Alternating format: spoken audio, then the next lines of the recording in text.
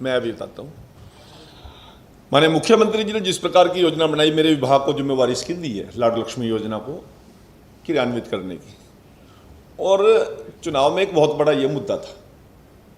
और मैं स्पष्ट कहता हूँ, जिस बैकग्राउंड से हम आते हैं उस बैकग्राउंड में यदि हम जाएं जहाँ बहनें आत्मनिर्भर नहीं हैं, एक 100 रुपये के लिए भी बहन का अपने हस्बैंड से, अपने पिताजी से या अपने भाई से या अपने बेटे से हाथ पसारना पड़ता घर के उपयोग के लिए, और किस प्रकार का उनके आत्मसम्मान को ठेस लगती थी। महिलाओं का सशक्तिकरण हो, उनका आत्मनिर्भरता बढ़े। और मैं दूसरी बात और कहता हूँ, यदि पुरुष के हाथ में 10 रुपये आएंगे तो हो सकता है कि घरेलू उपयोग में ना आए। यदि बहन के हाथ में 10 रुपये जाएंगे तो वो कोई ना कोई घरेलू उपयोग में ही उनका उपयोग हो। नहीं सुनो, मैं ठीक बोल रहा हूँ, मेरे को पूरा करने दो। आपके विचार अलग हो सकते हैं डेमोक्रेसी में। मैं ये कह रहा हूं कि उनका सशक्तिकरण करने के लिए 21, मैं आपको अलग एक बार पूरा करूँ, प्लीज मैं पूरी करूंगा, मेरे को पूरी आपको सेटिस्फाई करूंगा, मैं सुनो से बताऊंगा। Please please please please please please. तो वो घर की मजबूती को और ताकत देने के लिए बहन के हाथ से पैसा लगेगा, और उनके हाथ में पैसा जाना महिलाओं का सशक्तिकरण करेगा। और जब महिलाओं के हाथ सशक्तिकरण होगा तो उसका प्रदेश और देश को मजबूती मिलेगी।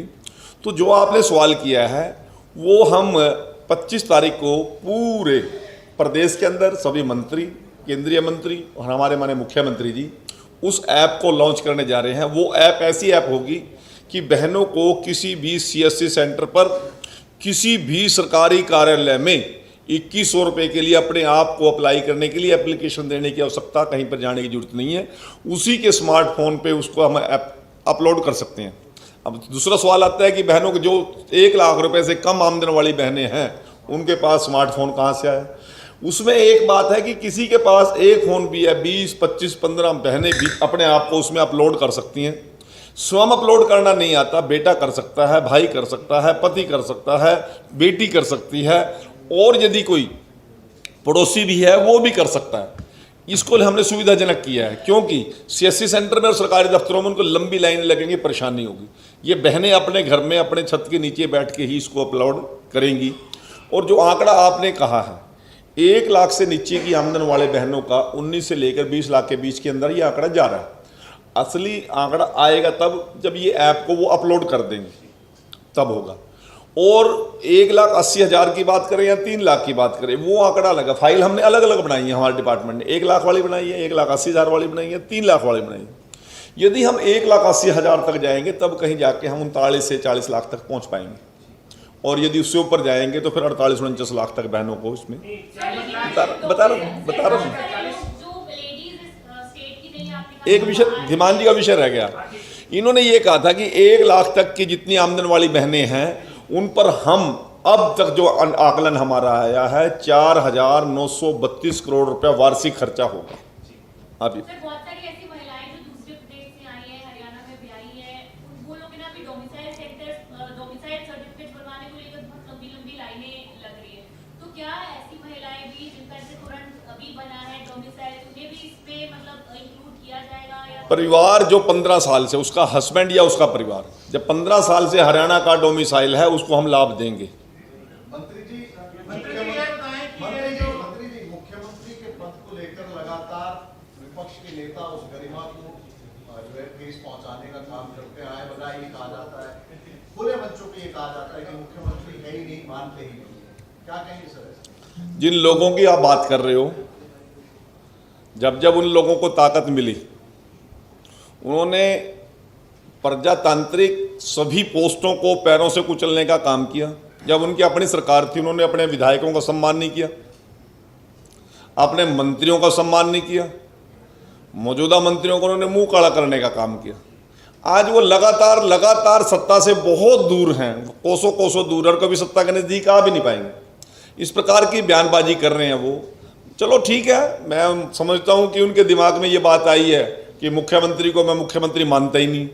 ना मान भाई, कोई फर्क नहीं पड़ता। आपसे किसने पूछा, किसको जरूरत है आपसे को आने की? 48 विधायक जीत के आए हैं, नायब सिंह सैनी जी के फेस पे हमने चुनाव लड़ा, उनके नेतृत्व में जीत के आए हैं।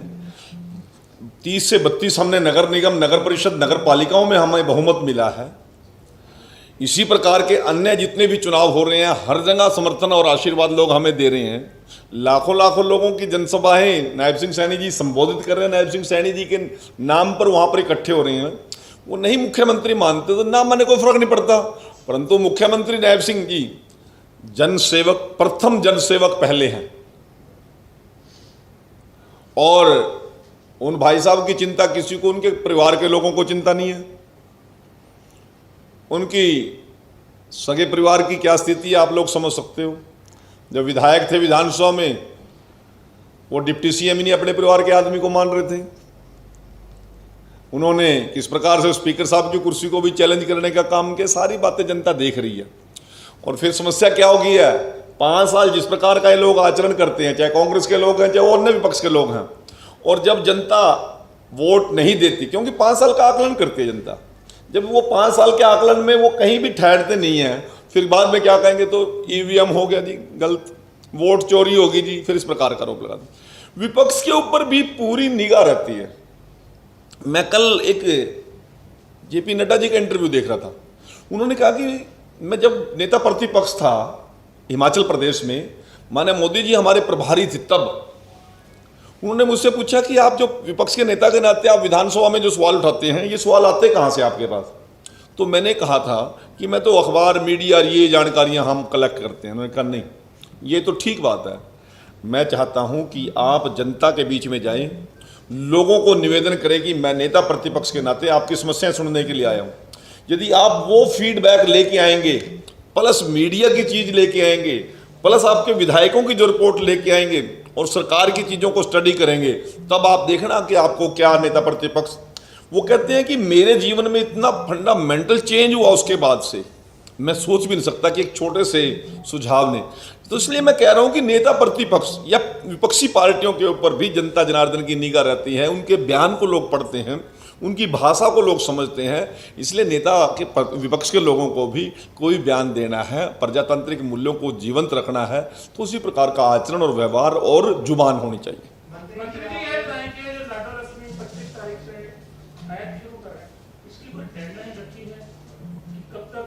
नहीं, डेडलाइन मैं कह रहा हूँ, हमारी ओपनिंग लाइन है। डेडलाइन क्या है? जब तक सरकार है, जब तक डेमोक्रेसी या बहनों को चलता रहेगा। तो कम आज का जीएसटी का मेन है, और मैं आप सभी का बहुत बहुत जी अनिल जी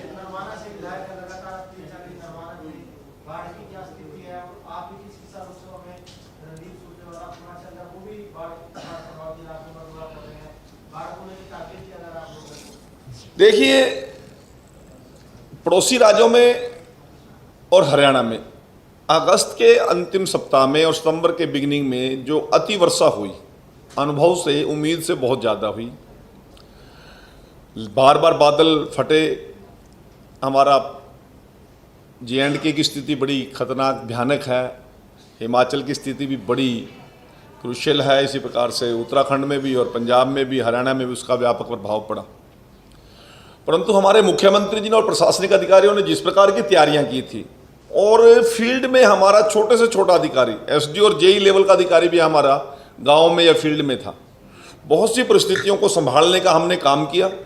और उन तैयारियों के कारण आज हरियाणा प्रदेश में जन की भी और धन की भी बहुत कम हानि हुई है अन्य प्रांतों के मुकाबले में। और सबसे बड़ी बात तो ये है कि पंजाब के कुछ गाँव के लोगों ने मीडिया में आके बोला कि हमें तो हरियाणा में शामिल कर दो, हरियाणा सरकार किस प्रकार की तैयारियां करके लोगों को बचा रही है। और पंजाब को जनप्रतिनिधियों ने आरोप लगाया कि मुख्यमंत्री पर वहां के प्रशासनिक अधिकारियों को बाय नेम बताया, मुझे जरूरत नहीं नाम बताने की, आपको पता है कि इन लोगों की वजह से पंजाब का सत्यानाश हुआ है। तो उन्होंने व्यापक तैयारियां नहीं की। हमारी सरकार ने बहुत व्यापक तैयारियां की, परंतु फिर भी बहुत ज़्यादा नुकसान होने से तो बचाया।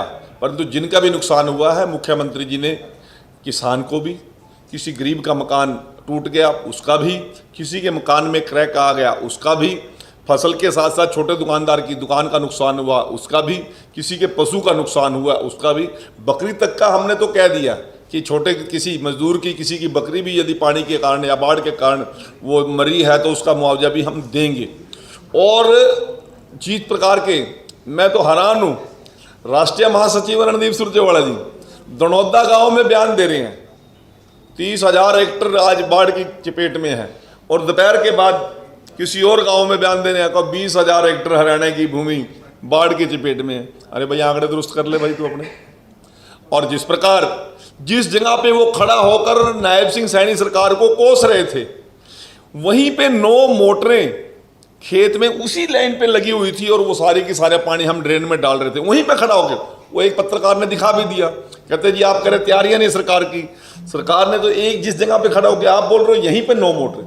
दनौदा गांव के अंदर 90 मोटरें और इंजन सरकार के द्वारा लगाए गए। बाकी सरपंचों को कहा कि और व्यवस्था की जरूरत है तो आपको बजट की कमी नहीं है, और व्यवस्थाएं आप कर लें। हर गांव के अंदर इसी प्रकार स्थिति है।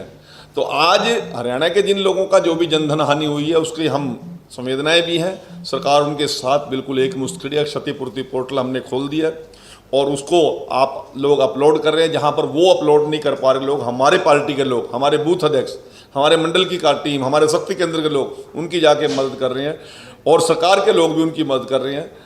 हर व्यक्ति को हर नुकसान का पूरी भरपाई करने का हम काम करेंगे।